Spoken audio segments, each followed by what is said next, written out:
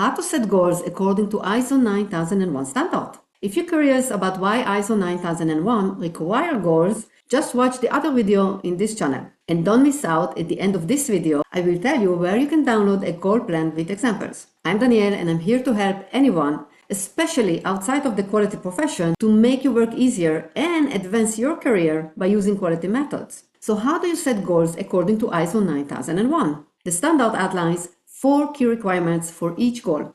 1. The goal must be measurable. 2. It must have responsible personnel assigned. 3. A due date for completion must be set. And 4. The resources needed to achieve the goal must be defined. So why is the last one is so important? Because without identifying and budgeting resources in advance, achieving the goal is unlikely.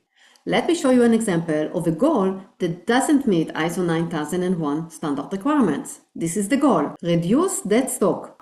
From this description alone, can you answer the following questions? How much stock should be reduced? Who is responsible for it? When should it be completed? No, you cannot. So this is why this goal is not meeting ISO 9001 requirements, because it's just not clear what should be achieved. Now let's adjust this goal to meet ISO 9001 requirements. 1. Measurable goal. The goal must be measurable. So instead of just saying reduce dead stock, we will specify and say that the dead stock should be reduced by 20%. 2. Responsible personnel.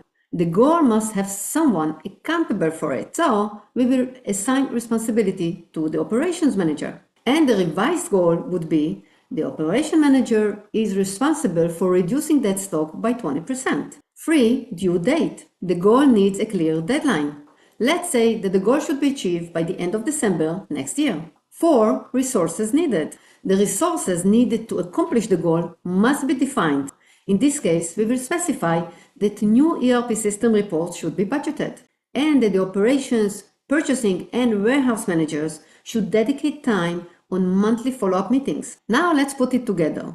Old goal: reduce dead stock. The revised goal is that the operations manager will reduce the dead stock by 20% by the end of December next year through ERP reports and follow-up meetings with the warehouse and purchasing managers. It is a great idea to organize your goals in a table according to these 4 requirements: measure, responsibility, due date, and resources. Okay, as promised, I will tell you now where you can download a goal plan with examples. Just go to easyiso.com website downloadables page.